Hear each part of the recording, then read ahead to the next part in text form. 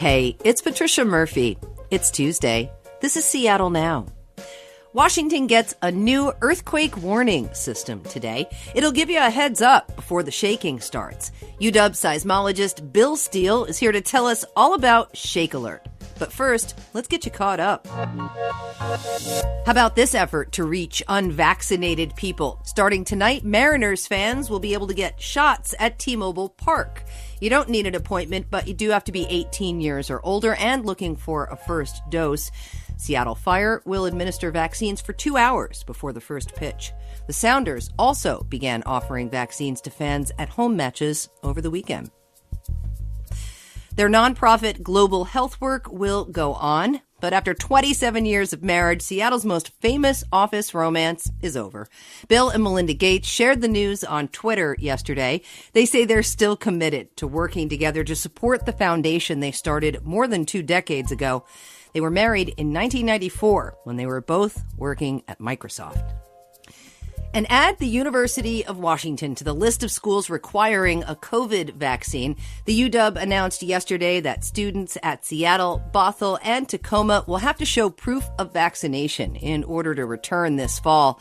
So far, no requirement for faculty and staff to get a shot. It's definitely looking like the new normal for students, though. WSU, PLU, Seattle U, SPU, and now UW all have announced a student vaccine requirement. Seconds count during an earthquake, and 150 years ago, a San Francisco doctor had an idea that would give people time to escape tall buildings. He called it the earthquake bell, and it used electricity to detect seismic activity, which would ring a bell in the center of the city. Today in Washington, we get ShakeAlert. It's a project that's been in the works for years along the West Coast, and it's launching all across Washington today. Bill Steele is here to tell us about it. He's a seismologist with the Pacific Northwest Seismic Network. Bill Steele, good to talk to you. Good to talk to you. So I want to understand all the science going on here, but first, tell me about ShakeAlert. Well, the idea is when an earthquake occurs, it emits a couple of different types of body waves that shake the ground. ShakeAlert is an earthquake early warning system that detects earthquakes before the damaging waves reach you and pushes out alerts so that you can drop cover and hold on and protect yourself before the shaking starts. So how is that information then getting to my phone, from the ground to my phone? That's a great question, and it really starts with the seismograph network that's run by the University of Washington and University of Oregon and covers from California border up into British Columbia or to the border. And it really is a series. We have hundreds of seismometers deployed through the region and a telemetry network that moves data at almost the speed of light. So once the instrument detects the shaking, it's streaming in milliseconds to the University of Washington, where our computers then do all of the analysis of the earthquakes, push up to, when it's appropriate, push up to a USGS alert server, and USGS can send out an alarm. How much time are we talking about here that I might get for notice? Well, this is improving all the time. But at this point in time, most likely it'll be within 90 seconds, but the Earth is going to send you a message. Yeah, that's for like a big Cascadia subduction zone earthquake. It might be that long. But for a local earthquake or a deep earthquake like Nisqually would give you about 13 seconds warning. That does still feel like quite a bit of time when you're sitting there under the table waiting for the shaking to start. But other earthquakes, if they're a little bit further away, could be longer. So you might be 20 or 30 seconds. But generally it's within that few seconds to 10, 20 seconds time frame will be most of your alerts. Because it doesn't sound like a lot of time. Hey, you're going to give me 10 seconds notice, Bill. What can I do in that time? Well, what we want folks to do is what you need to do anyway if you begin to feel shaking is to drop cover and hold on. But we know that folks kind of freeze. If they don't know what it is that's going on, suddenly the environment's moving and you have no idea what's happening. People tend to instinctively want to run, or they fall and they injure themselves, or they run out of a building and get injured. So by getting an alert, knowing an earthquake is coming, it gives you those seconds to get your mind together around it, find a safe place to drop, cover, and hold on, and ride through the earthquake. Then you can go ahead and take a look around and make sure things are okay. Yeah. It's actually a lot of time when you think about it. Yeah, and even knowing that it's an earthquake that's about to shake your environment, it kind of really sets you up for making risk-wise decisions, right? You're not just running off of instinct, but you kind of have an opportunity to think it through a little bit and do the right thing. And if you're prepared ahead of time, this is something that you have been planning for, and that 10 seconds will be even more effective.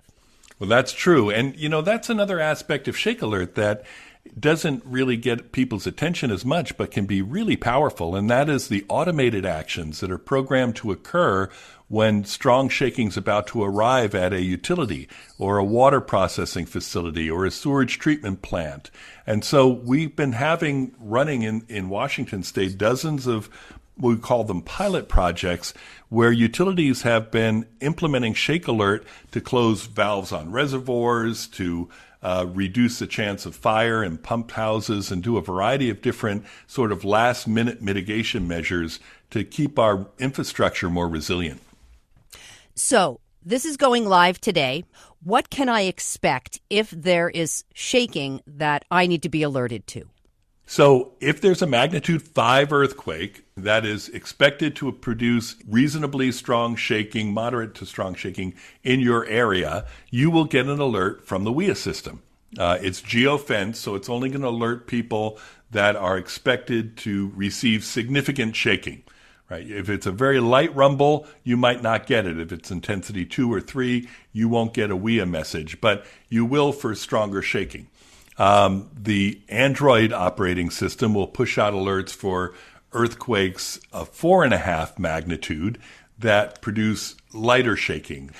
So you'll get more alerts via your Android system than the WIA system, because the WIA is designed to protect you from being injured from the earthquake, and it's not as concerned about very light shaking. I'm listening to you talk about alerts, and my phone probably buzzes 30 or 40 times a day with all kinds of things that it thinks are important for me to know. I am curious because there is a threshold for these alerts if that was intentional, to just not inundate people with every shake. Absolutely. Although, it's funny, when LA developed their own app, people complained in the LA basin that they felt an earthquake and they didn't get a warning because it didn't reach that intensity 4 level. They said, hey, a big magnitude 7 earthquake occurred out in the desert and I felt it, but I didn't get alerted, so maybe the system isn't working. And so they decided to lower that level to intensity 3 so you feel even small shaking via a cell phone app. But for the wireless emergency alert system, again, they're worried about damage, they're worried about you being injured, and so they're putting a higher threshold. I'm thinking about a reporter friend of mine who was in Hawaii when the false alarm missile attack went off. Is there a fail-safe for this, Bill? Am I likely to get an alert for a major earthquake that is not real? It's possible. Yeah, that can happen. Okay. Yeah, right. But so what we've been doing as far as the fail-safe is we send follow-up messages, and we will call it down as soon as a seismologist has had a chance to look at it. And there are seismologists on call 24/7 with the responsibility of kind of quick looking at that. Does this look real? And calling it down if it didn't. The problem in Hawaii was that alarm went out for hours before they finally pulled it down, and that's just not acceptable. But we find they're pretty rare, and we've been getting much, much better as we improve the algorithms and improve the network density. Okay, so this goes live today. How do I get this? Do I have to sign up? Is it just going to show up on my phone today? Yeah, that's the great thing about it.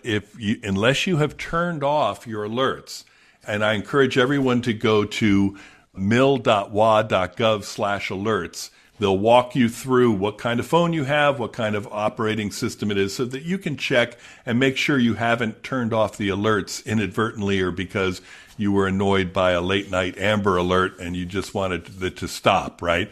You need to have those ability to receive alerts and your location services on, because we need to know where you are to know if you're going to get stronger shaking or weaker shaking, and that will determine whether you get an alert or not. Bill Steele, I'm going to give you the benefit of the doubt that if this thing alerts me, this is for real. I really appreciate your time today. Thanks so much. Thank you. And it's wonderful to have Seattle Now on my radio every day. Before we go, this week is the annual Give Big fundraiser to benefit all the nonprofits doing great work in Washington. And we hope you'll include KUOW on your list of organizations you support. Just use the link in our bio and become a monthly Evergreen member. And thanks for making this podcast and all the KUOW you enjoy available to the entire community. Seattle Now is produced by Caroline Chamberlain Gomez, Clare McGrane, and Jason Pagano. Matt Jorgensen does our music. I'm Patricia Murphy. See you tomorrow.